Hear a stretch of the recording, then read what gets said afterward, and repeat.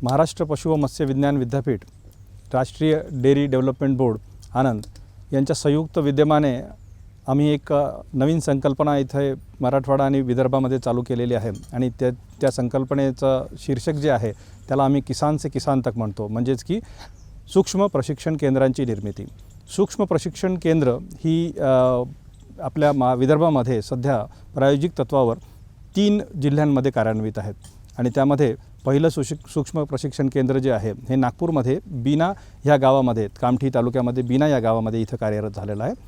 दुसरं प्रशिक्षण केंद्र जे आहे हे वर्धा जिल्ह्यामध्ये कामनापूर घुसळी इथे तिसरं प्रशिक्षण केंद्र अमरावती जिल्ह्यामध्ये तयार करण्यात आलेलं आहे आणि या तिन्ही प्रशिक्षण केंद्राच्या माध्यमातून आपल्या या भागातले जे प्रगतिशील शेतकरी आहेत, ज्यांची प्रशिक्षणासाठी आपण निवड केली, त्यांना आपण प्रोग्रेसिव्ह फार्मर म्हणून त्यांची पहिलं निवड केली आणि त्यानंतर त्यांना आपण प्रशिक्षित केलं।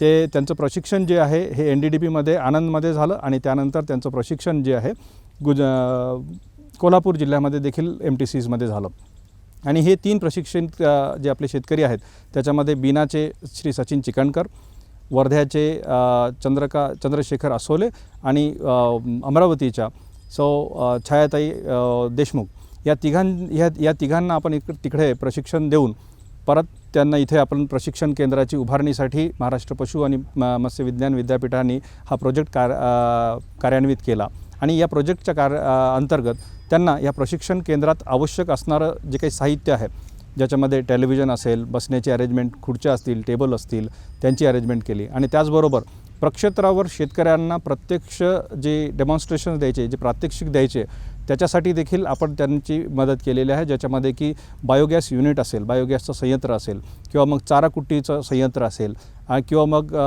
ज्याला आपण मशीन मिल्किंगसाठी आपण मिल्किंग मशीन्स असेल, या सर्व संयंत्राची आपण त्यांना पुरवठा केला आणि त्या संयंत्रांच्या माध्यमातून ह्या प्रशिक्षण केंद्रामधनं डेअरी उत्पादनासाठी किंवा डेअरीचे जे शेतकरी आहेत, दुग्ध उत्पादक शेतकरी आहेत, त्यांचं प्रशिक्षण या प्रशिक्षण केंद्रामध्ये होतं। तर ह्या प्रशिक्षण केंद्रामध्ये ह्या ज्या विविध गोष्टी आहेत, तर त्या विविध गोष्टींबद्दल आपण यापुढे एका जे पॅरामीटर आहेत, ज्याच्यामध्ये की आम्ही 10 ते 12 पॅरामीटर्स असे एक असे विभाग बघितले जे की दुग्ध व्यवसायासाठी महत्त्वाचे असतील आणि त्यांचा आपल्याला प्रशिक्षणामध्ये अंतर्भूत करून त्यांना आम्ही या प्रशिक्षणाचं नियोजन ऑर्गनायझेशन केलेलं आहे। या प्रशिक्षणाच्याद्वारे साधारणतः प्रत्येक सेंटरमध्ये 1400च्या आसपास प्रशिक्षणार्थी इथं प्रशिक्षण घेतील आणि 4000च्या वरती 3000च्या वरती हे प्रशिक्षणार्थी इथं या 3 सेंटर्सच्या माध्यमातून येत्या 1 वर्षामध्ये आपण यांना ट्रेनिंग देणार आहोत आणि आमचा उद्देश हाच आहे की मराठवाडा विदर्भ डेअरी डेव्हलपमेंट या प्रोजेक्टच्या अंतर्गत या विभागामध्ये, या भागामध्ये डेअरीचं आणि पर्यायाने दुधाचं उत्पादन हे चांगल्या पद्धतीने वाढावं लागेल। आता आपण एक वेगवेगळ्या टेक्नॉलॉजीज ज्या आम्ही इथं सांगणार आहोत किंवा प्रशिक्षणामध्ये ज्या टेक्नॉलॉजीज आम्ही शेतकऱ्यांपर्यंत पोहोचवणार आहोत, अर्थात त्या शेतकऱ्यांपर्यंत पोहोचवण्याचं काम जे आहे हे आम्ही म्हटल्याप्रमाणे किसान से किसान तक, म्हणजे सचिन भाऊ जे आहेत ते सांगतील आणि आपल्या त्या किसान जे शेतकरी बंधू आहेत ते त्यांना समजून देतील।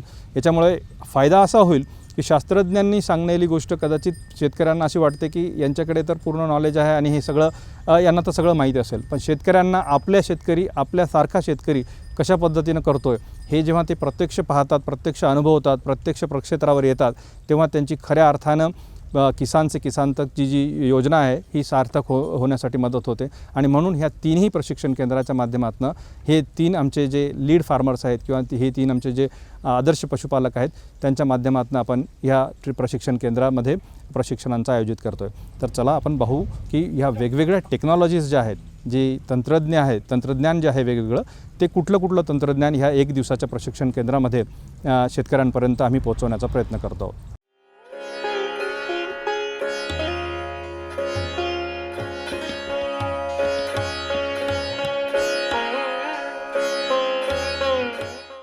सूक्ष्म प्रशिक्षण केंद्रामध्ये जी आपण सर्वप्रथम प्रात्यक्षिकावर आल्यानंतर शेतकऱ्यांना दाखवतो ती म्हणजे जनावरांची निवाऱ्याची पद्धत, ज्याला आपण म्हणू की मुक्त गोठा संचार पद्धत. आणि याचं करण्याचा उद्देश हाच आहे की या मुक्त गोठा संचार पद्धतीमध्ये जनावरांचं व्यवस्थापन हे शास्त्रीयरित्या चांगल्या पद्धतीनं होतं. आणि एक जो समज आहे आपल्या विदर्भाच्या शेतकऱ्यांमध्ये की मुक्त गोठा संचार पद्धत ही विदर्भाच्या वातावरणासाठी समरूप किंवा एकरूप होण्यासारखी नाही आहे, तर ती आपल्याला कुठेतरी मोडायची आहे. आणि म्हणूनच हा सचिन चिकनकरांचा जो फार्म आहे त्याला आपण मुक्त गोठा संचार पद्धतीमध्ये कन्वर्ट केला. आणि आपण आता पाहू शकाल की इथं ज्या गायी आहेत, होल्स्टेन फ्रिजियन आणि जर्सीच्या ज्या गायी आहेत ह्या चांगल्या मुक्त गोठ्यामध्ये फिरत आहेत. फक्त गायीच नाही तर वासरं देखील आहेत. आणि या मुक्त गोठ्याची संरचना जर आपण बघितली तर आपल्याला असं लक्षात येईल की या मुक्त गोठ्यामध्ये ज्या झाडांचा वापर आहे त्या सावलीसाठी होतो आणि नंतर संध्याकाळच्या वेळेला ही जनावरं जी आहेत आराम करण्यासाठी निवाऱ्यासाठी ही शेडमध्ये देखील जातात. आणि ह्या जनावरांचं जेव्हाही मिल्किंग होतं ती शेडमध्ये होतं आणि जेव्हाही त्यांना आराम करायचा आहे किंवा मग चारा पाणी द्यायचं आहे तर हे मुक्त गोठ्यामध्ये होतं. आपण जर या मुक्त गोठ्याचा जर परिसर पाहिला तर आपल्याला ठिकठिकाणी चाऱ्याची व्यवस्था, पाण्याची व्यवस्था दिसेल. पाण्याची अगदी हौद जो आहे तोही आपण जर बघितला तर तिथं पाण्याची व्यवस्था अगदी स्वच्छ पद्धतीने पाणी तिथं तयार आहे. आणि 24 तास त्यांना पाण्याची उपलब्धता आहे, 24 तास त्यांना चाऱ्याची उपलब्धता आहे. आणि याच्यामुळं होतं काय की जनावरांना प्राकृतिक स्वभावामध्ये राहायला भेटतं आणि त्यांचा वाढ, विकास आणि त्यांचं प्रजनन, संगोपन हे सर्व चांगलं होतं. आणि याचा जो उपयोग आहे किंवा याचा जो परिणाम आहे हा त्यांच्या दूध उत्पादनासाठी अत्यंत चांगल्या पद्धतीनं होतो. त्याच्यामुळं मुक्त गोठा संचार पद्धत ही आपल्याला एक चांगली टेक्नॉलॉजी म्हणून इथं आपण या प्रशिक्षण केंद्राच्या माध्यमातून शेतकऱ्यांपर्यंत पोहोचवत आहोत.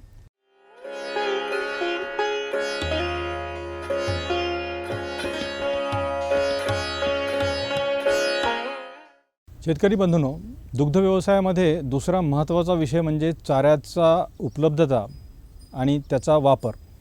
आणि त्याच्यासाठी सूक्ष्म प्रशिक्षण केंद्रामध्ये आपण जी तंत्रज्ञान शेतकऱ्यांना दाखवतो आहे त्याच्यामध्ये चाऱ्या पिकाची लागवड आणि त्याचं व्यवस्थापन तर आहेच, पण त्याच्यासोबतच उपलब्ध असलेला चारा त्याची कशा पद्धतीने त्याचा वापर करावा ते देखील महत्त्वाचं आहे.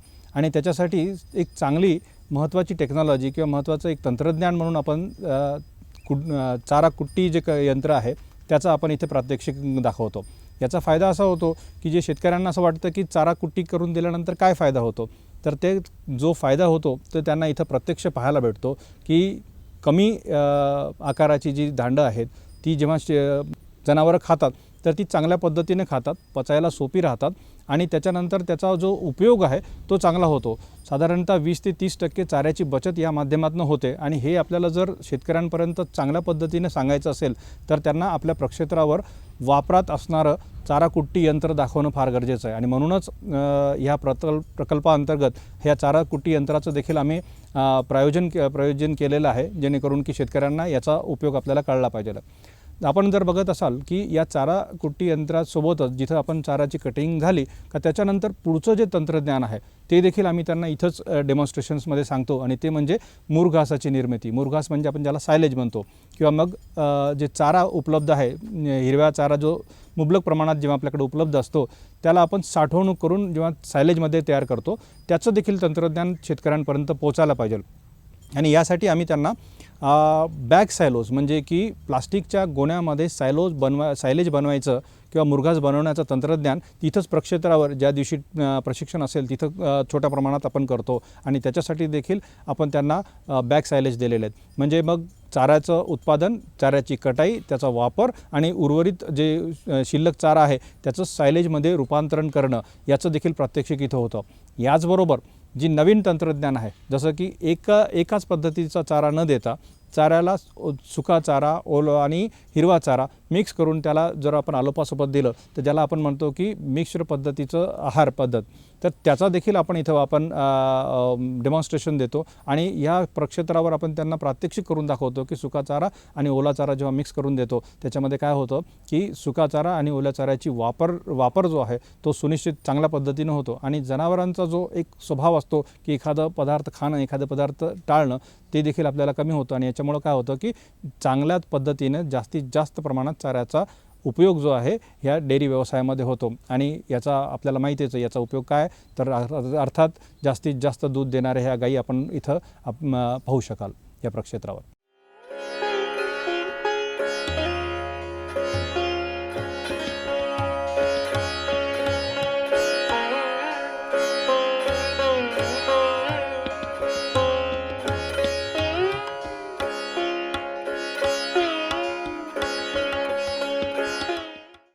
सूक्ष्म प्रशिक्षण केंद्रामध्ये येणाऱ्या शेतकऱ्यांना आपण जेव्हा प्रक्षेत्रावर आणतो तेव्हा त्यांना आपण आवर्जून इथं चाऱ्याची जी प्रक्षेत्र आहेत ती दाखवायला आणतो. त्याचं कारण असं आहे की इथं मराठवाडा आणि विदर्भामध्ये जर विचार केला तर लोकांना हे वाटतं की हिरव्या चाऱ्याची आवश्यकता एवढी जास्त प्रमाणात त्यांना लक्षात येत नाही आणि म्हणून आपल्याला दुग्ध व्यवसायासाठी सगळ्यात महत्त्वाचं जे आहे आहारामध्ये जे हिरव्या चाऱ्याची उपलब्धता ती सुनिश्चित करणं देखील महत्त्वाचं आहे आणि म्हणून आपण अशी प्रक्षेत्र निवडलेली आहेत की जिथं त्यांनी वेगवेगळ्या प्रकारचे चाऱ्यांची जी निर्मिती ती केलेली आहे. आपण आता इथं पाहू शकाल की ह्या प्रक्षेत्रावर वेगवेगळ्या सीझन्समध्ये वेगवेगळ्या ऋतूमध्ये त्यांनी आपल्या चाऱ्याची सुनिश्चितता केलेली आहे. मग ती ज्वारी असो, ती मका असो किंवा मग लुसर्न असेल किंवा बरसीम असेल, अशा विविध चाऱ्यांची जी निर्मिती करतात आणि त्या चाऱ्याच्या निर्मिती माध्यमातून इथे चाऱ्याच्या निर्मितीचं सर्व तंत्रज्ञान त्यांना शिकवलं जातं. चाऱ्याचं वाण कुठलं निवडायचं. आपण एक बघितलं असेल की आपण चारा म्हटलं की आपल्याला सगळ्यांना मक्का वाटतो, आपण चारा म्हटलं की आपल्याला सगळ्यांना DHN फक्त त्याचीच जात माहिती आहे.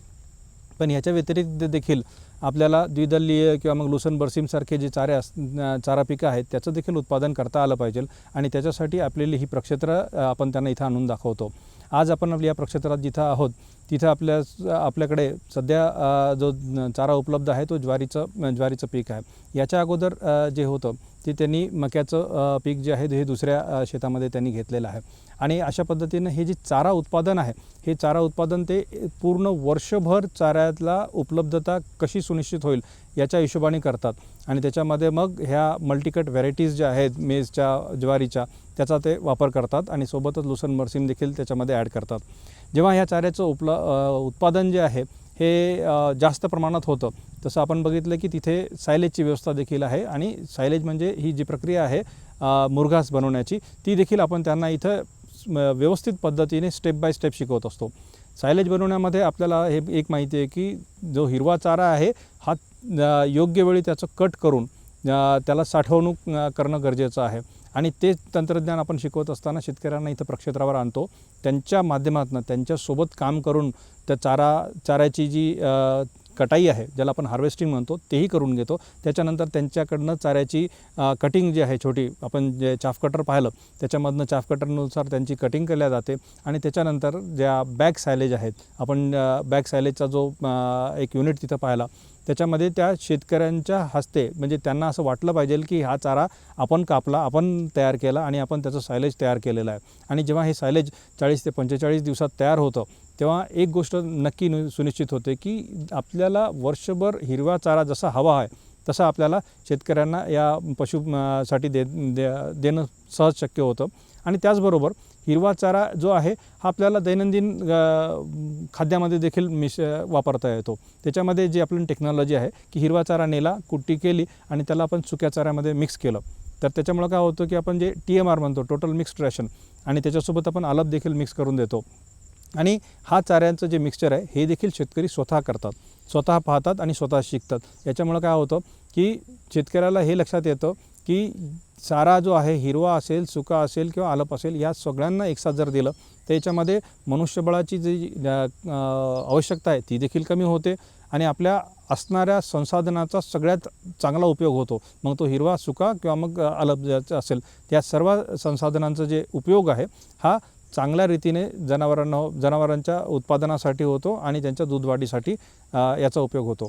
याच्या व्यतिरिक्त आपण फक्त चाऱ्याचं बीज किंवा मग चाऱ्याची व्हेरायटी नाही सांगत, तर चाऱ्याच्या उत्पादनामधली जी टेक्नॉलॉजीज आहेत, म्हणजे कधी पाणी द्यायचं, कधी खत द्यायचं, किती प्रमाणात द्यायचं, त्याचा देखील आपण उपयोग करतो.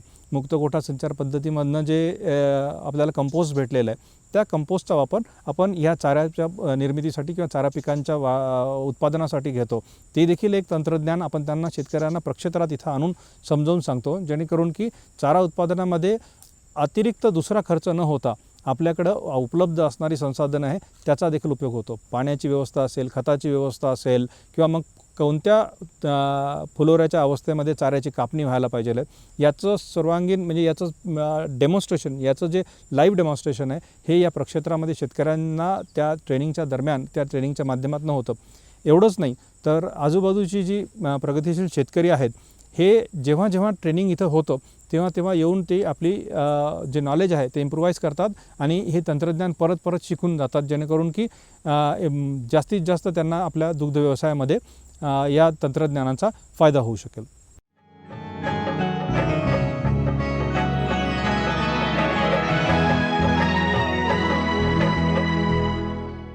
शेतकरी बंधूंनो, दुग्ध व्यवसायातलं एक सगळ्यात महत्त्वाचं घटक म्हणजे आपल्याकडे तयार होणाऱ्या नवीन पिढीबद्दल. आणि याच्यामध्ये नवीन पिढी म्हणजे नवीन वासरांची जी प्रजाती आहे किंवा नवीन वासरं जी तयार व्हायची ती आहे. प्रक्षेत्रावर आपण बघितलं असेल की चांगल्या वाणाची दूध देणारी गायी तर आहेत आपल्याकडे, पण त्यासोबत वासरांचं संगोपन देखील आपल्याला शेतकऱ्यांपर्यंत पोहोचवणं फार गरजेचं आहे. आणि त्यामुळे आपल्याकडे दर वर्षाला एक वासरू अशी ही जी संकल्पना आहे ती या सूक्ष्म प्रशिक्षण केंद्राद्वारे आपण त्यांना सांगतो. आणि ते समजवत असताना वासरांचं संगोपन जे आहे ते देखील आपण त्यांना डेमॉन्स्ट्रेशन करून किंवा मग त्यांना समजून देखील सांगत असतो. त्याच्यामध्ये वासरांच्या संगोपनामध्ये वासरांचे जे जन्म झाल्यानंतर जी काळजी घ्यायची आहे, नाळ कापणे असेल किंवा मग त्याला साफसफाई करणे असेल किंवा मग वासरांच्या जी शुश्रूषा आहे ती करायची असेल, याच्याबद्दल माहिती आपण त्यांना देतो. त्याचबरोबर की चीक कसा द्यायचा, किती वेळात द्यायचा. आपल्याला सगळ्यांना माहिती आहे की शेतकरी जे आहे हे वजनाच्या म्हणजे वासराच्या वजनाच्या 10% आपण चीक द्यायचं सांगतो, पण चीक देताना तो एक 24 तासाच्या मध्ये कमीत कमी 3 ते 4 वेळेस विभागून द्यायला पाहिजे, जेणेकरून की त्याचं जे पचन आहे ते व्यवस्थित होतं. याची देखील आपल्याला त्यांना समजून सांगणं गरजेचं आहे. ह्याचाच देखील आपण इकडे डेमॉन्स्ट्रेशन देतो आणि कशा पद्धतीनं सेपरेट करायचं, कशा पद्धतीने पाजायचं, कशा पद्धतीनं चिक्सला फीड करायचं किंवा मग वासरांना फीड करायचं, याचं तंत्रज्ञान आपण त्यांना सांगतो. त्याचबरोबर लसीकरण जे आहे हे देखील महत्त्वाचं आहे. जन्मल्यानंतर कधी लसीकरण करायचं आणि 6व्या महिन्यापर्यंत ते लसीकरण कसं कंटिन्यू करायचं आणि त्याच्यानंतर प्रत्येक 3 महिन्यानंतर लसीकरण द्यायचं. लसीकरण देत असताना ती पण काळजी घ्यायची की लसीची मात्रा जी आहे कोणती आहे, कारण लसीची जी कंपनी आहे ती आपण बदलायला पाहिजे, जेणेकरून की एकाच पद्धतीचं जे डिवर्मिंग आहे ते न जाता त्यांचा वेगवेगळ्या पद्धतीचं डिवर्मिंग त्यांना गेलं पाहिजे. आणि अशा पद्धतीनं आपण वासरांचं जे संगोपन आहे हे चांगलं पद्धतीनं सुनिश्चित करतो. हे करत असताना आपण त्यांना वासरं तर तयार करायचीच आहे, पण नवीन तंत्रज्ञानासोबत वासरं तयार करताना आपण त्यांना 3 गोष्टी महत्त्वाच्या सांगतो. त्या ज्या आपल्या महाराष्ट्र पशु व मत्स्य विज्ञान विद्यापीठाचं तंत्रज्ञान आहे त्याच्याबद्दलची माहिती आपण त्यांना देतो. त्याच्यामध्ये सगळ्यात पहिलं म्हणजे आपल्याकडे उपलब्ध असणारं जे तंत्रज्ञान आहे ते म्हणजे क्रॉस ब्रीडिंगसाठी आपण आर्टिफिशियल इन्सिमिनेशन किंवा मग कृत्रिम रेतन जे करतो ते करतो. पण ते करत असताना कृत्रिम रेतन तर आपण सगळंच करतो, पण आम्ही त्यांना सांगताना पुढे एक स्टेप पुढे जाऊन सांगत असतो की कृत्रिम रेतन करत असताना आपण सेक्स सॉर्टेड सिमेन जे आहे ज्याच्यामध्ये की 100% आपल्याला एक कालवडच होण्याची गॅरंटी जी असते सेक्स सॉर्टेड सिमेंटमध्ये, त्याचं देखील आपण त्याला इन्फॉर्मेशन देतो आणि माहिती देतो. आणि जेणेकरून की आपल्याला येणाऱ्या काळामध्ये चांगल्या प्रजातीच्या चांगल्या वाणाच्या ज्या गायी आहेत, फक्त गायी, तिथे त्याची निर्मिती आपल्याला सेक्स सॉर्टेड सिमेंटमधनं होऊ शकते. महाराष्ट्र पशु मत्स्य विज्ञान विद्यापीठाचं एक नवीन तंत्रज्ञान जे आपण प्रसारित करत आहोत त्याच्यामध्ये इन विट्रो फर्टिलायझेशन म्हणजे ज्याच्यामध्ये की भ्रूण प्रत्यारोपण आपण ज्याला म्हणू तसं ते एक तंत्रज्ञान आहे. त्याचं देखील आपण इकडं मार्गदर्शन त्या शेतकऱ्यांना करतो, जेणेकरून की आपल्या इकडे चांगल्या वाणाच्या ज्या गायी आहेत त्यांचं भ्रूण जे आहे जे एम्ब्रिओ आहे हे आपल्या इकडल्या कमी दूध देणाऱ्या गायींमध्ये आपण प्रस्थापित करून ते पहिल्याच पिढीमध्ये एक चांगली वासरू एक चांगलं कालोड आपण तयार करू शकतो. अशा पद्धतीचं ज्ञान देखील अशा पद्धतीचं इन्फॉर्मेशन देखील त्यांना आपण देतो. म्हणजे आपण artificial insemination, sex sorted semen technology आणि IVF एवढ्यापर्यंत जाऊन कशा पद्धतीनं वासरांची तयारी करायची किंवा वासरं जन्माला घालायची त्याचं इन्फॉर्मेशन देतो. आणि नंतर झालेली वासरं ही चांगल्या पद्धतीनं मुक्त गोठ्यामध्ये कशा पद्धतीनं वाढवायची, त्यांना खाद्य कशा पद्धतीनं द्यायचं, त्यांचं आहार व्यवस्थापन कशा पद्धतीनं करायचं, आणि सगळ्यात महत्त्वाचं म्हणजे त्यांचं वजन वाढीकडे आपण लक्ष सातत्याने दिलं पाहिजे. की यांना आम्ही जे ट्रेनिंगमध्ये सांगतो की दर महिन्याचं त्यांचं वजन किती आहे, किती वाढलेलं आहे, आणि त्याच्यानुसार त्याचं खाद्य कशा पद्धतीनं आपल्याला चेंज करता येईल, कशा पद्धतीनं त्याला सुनिश्चित करता येईल, हे देखील आपण त्यांना सांगतो. दर वर्षाला होणारा एक कालवड म्हणजे आपल्याला आपल्या गोठ्यामध्ये आपलं पशुधन तर तयार होतच आहे, त्याचबरोबर आपल्याला गरजेला हे पशुधन विकून एक नवीन जे चलन आहे किंवा मग एक भांडवल जे आहे या व्यवसायामध्ये ते देखील आपण सुनिश्चित करू शकतो. त्यामुळं वासरांचं संगोपन हा एक महत्त्वाचा पार्ट या प्रशिक्षणाच्या माध्यमातून शेतकऱ्यांपर्यंत पोहोचत आहे.